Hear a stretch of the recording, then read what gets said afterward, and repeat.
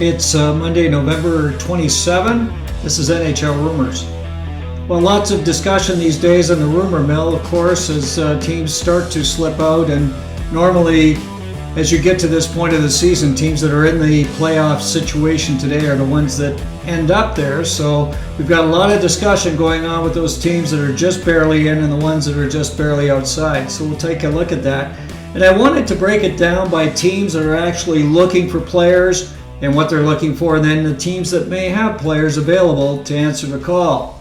So let's talk a little bit about the teams that are looking for players. Of course, the Edmonton Oilers are probably at the top of the list. Ken Holland has come out and said anybody's available from his team except for, of course, Connor McDavid, Leon Draisaitl, and their first-round pick next year. He's willing to trade just about anything he's got to enhance the fortunes of this Oil team. Now, his biggest challenge has been goaltending, no question. The defense also needs a little bit of shoring up. So we're going to talk about some teams that might be able to offer something up for those guys. You take a look at the Toronto Maple Leafs. They've been trying to solve a problem on the blue line for a while. Of course, they'd like to shore up goaltending. I think there's still a need there. Samsonov is not getting it done, I don't think, in terms of being the potential for a playoff run. And Joseph Woll is a youngster. He's looking solid, but I think that's a lot of pressure on him this year. So they're definitely looking to strengthen up the goaltending. You take a look at the New York Islanders. The Islanders are very much in discussion these days. Lou Lamoriello trying to solve a problem on the blue line. He just lost his top defenseman in Adam Pelech, certainly top defensive defenseman. He played big minutes for the Islanders and was one of their key D guys, so losing him is huge. He's going to be out 6 to 8 weeks, and I think Lamoriello would like to shore things up. He did make a waiver acquisition in Mike Riley from the Florida Panthers. We'll talk about that, but he really needs to shore up that D, I think, if he wants a shot at getting into the playoffs. And then an interesting one is the Arizona Coyotes. The Coyotes have been off to a good, strong start this year, struggled a little bit lately. But the Coyotes definitely are a team on the rise. Bill Armstrong trying to get some things done there. He's very pleased with the play of Sean Durzi in particular. He wants more players like that, these young players that, when given a chance, can really thrive. And maybe there's some players out there we can talk about that he can pick up. He definitely has the trade capital to do it. He's got draft picks and prospects, lots of them. And so he's in a position where he could do something as well. And again, you look at teams like the Devils and the Ducks. Interesting, we're not hearing much about them. It's very quiet around both of those teams. The Devils 3-7 their past 10. The Ducks 2-8 in their past 10. Both of these teams just on the fringe of the playoffs, but they're starting to fall out. Their play lately has not been strong. And I think you're going to see that if anything's going to happen, they're going to want to make a move pretty soon. So those guys are the ones that I'm going to look at in terms of potential moves. And then teams that could offer up the players. Of course, the Chicago Blackhawks, they're out of the playoff hunt. They're going to look to strengthen their team with more prospects and young players, I'm sure. Same thing for the San Jose Sharks. Mike Grier has been definitely trying to get things done for them. And definitely get them in a position where they're going to be a team that has good young talent and can grow in the years ahead. And then looking at some other teams that may have players available, the Montreal Canadiens, they've been offering up goaltenders for a while. You know they have 3 on the current roster, so we'll talk a little bit about that. And finally, the Columbus Blue Jackets, again, the Jackets having a tough season. They're definitely looking at offering up some players. They've had defense players for several weeks. And maybe there's some other players that will become available as well from the Columbus Blue Jackets. A team that we're not hearing yet is the Minnesota Wild. The Wild at 2-6-2 their last 10. They've lost 7 straight. They're definitely out of the playoff hunt. They could have some players available. As I mentioned, not hearing much. I'm sure we're going to start to hear about guys like Middleton or Foligno and some others that could be available from the Wild. So let's start talking about players that might be available and where they might go. Well, first of all, there are 3 free agents available. We know that, of course, the nugget out there that everybody's talking about this week is Patrick Kane. It's supposedly the week that Kane will ultimately make his decision where he's going to go this year. It appears that the teams that are in the lead right now, and it seems like Kane has shortlisted down to a couple of teams. It sounds like it's the Detroit Red Wings and the Buffalo Sabres. You know, I can see the Wings. They're just at the fringe trying to strengthen their team for a run to the playoffs. I just think the Sabres might be too far out, and I don't see that as an attraction for Patrick Kane. But again, if they're offering up a couple-year deal and several $1 million, that might be the enticement that he needs.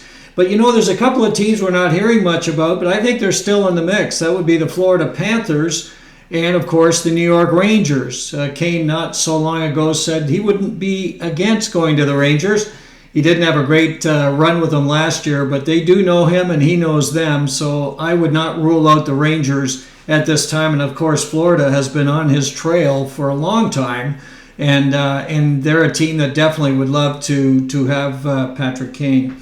So Patrick Kane definitely will make a decision this week. Is it going to be the Sabres? Is it going to be the Detroit Red Wings? Is it going to be one of these other guys? We'll find out.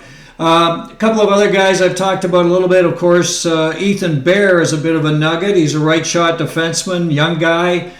He's been of interest to a lot of teams. Apparently, certainly the Vancouver Canucks, the Toronto Maple Leafs, and others have been poking around Bear.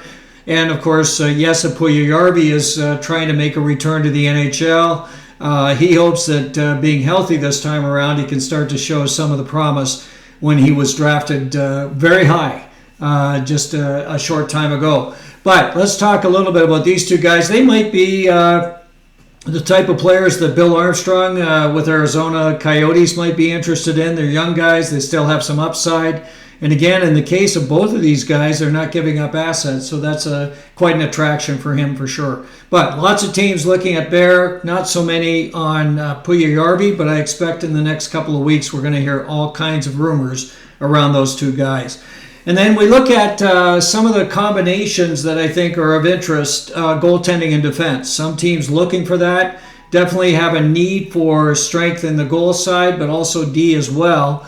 One of those teams is, of course, the Edmonton Oilers. The Oilers looking for help. There's, I think, a couple of combinations that might be of interest to these guys. You've got clearly the San Jose Sharks with MacKenzie Blackwood available. Blackwood, 14 games this year. He's a 3.8 goals against average and just under a 9% save side.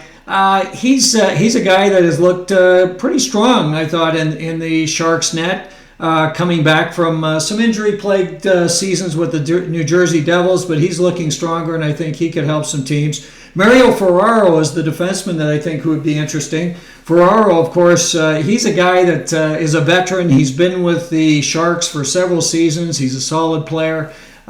He's no fuss and no muss kind of guy. He just gets it done on the blue, and I think he could help some teams as well. So that's a combination that I would keep an eye on with both the Leafs and the Oilers. And again, with the Oilers as well, they may have interest in the Chicago combination of Peter Mrazek and Connor Murphy. Murphy was a first-round pick of the Coyotes in 2011. He's a guy that's huge. He's 6'4" and 212. So he definitely would come in and be a solid defense ad. He's a stay-at-home guy, plays strong in his own zone. Not going to add a lot of offense, but I think for a team like the Oil, they would definitely see a need for this kind of guy. And Mrazek, of course, has been playing well this year. He's got a 3.24 goals against average and 905 save percentage. So he's been strong. And there have been rumors, of course, of the Oil talking to Chicago. There was a bit of a rumor last week with Corey Perry in a bit of a kind of an interesting situation. He's been out of the lineup for personal reasons, and we're trying to find out what that all means. But there were rumors at different times that potentially Perry and Mrazek would be heading to the Oil. But again, I think the Oilers might have interest in Mrazek, and I think Connor Murphy would be a nice add as well. If you look at other goaltenders who are out there, James Reimer is a guy that I've always liked, a former Hurricane. I think the Canes could be interested in Reimer. Of course, the Hurricanes having a few struggles in goal. That game against Tampa was not a great game. Yeah, anytime you let in 8 goals on just 14 shots, boy, that was a tough night for the Hurricanes and certainly for Antti Raanta. But I think they've also got concerns about possible injuries. If Freddie Anderson is going to be out for an extended period, they're definitely going to want to shore up the goaltending. So certainly a guy like Reimer could help. A couple of other guys that are out there. Jake Allen has been talked about for a long time with the Canadiens. Of course, he's a guy that would certainly help any team that's looking for goaltending, whether it's the Oil, whether it's the Leafs, or certainly the Hurricanes. And Charlie Lindgren is off to a great start with the Caps. 2.51 goals against, average .926 save percentage. I don't think he's going anywhere, but he's another guy that could certainly help a lot of these teams on the goaltending side. If we switch over to defense just for a minute, the blue line, of course, there are a number of players that are available there as well. We've talked about certainly players from the Columbus Blue Jackets. You've got Jake Bean as an example, who's a pretty good defender who could be available from the Blue Jackets, and you've got a few others as well. David Savard would be an interesting one from the Montreal Canadiens. Savard, of course, due to come back shortly. He's a veteran. He was on that Stanley Cup team in 2021 with the Tampa Bay Lightning. So he's a big guy at 6'1" and 234, so he would definitely be a nice add, right shot defenseman as well. So lots of D players available. Don't expect you're going to see any deals with the Calgary Flames or the Philadelphia Flyers anytime soon. Both of those teams very much in the playoff hunt. Yeah, they've been rumored to be in lots of deal situations, but nothing happening there right now. Anyway, some other quick news. There was a deal that was made by the Islanders. They picked up Tyce Thompson in exchange for Arnaud Durando from the Devils.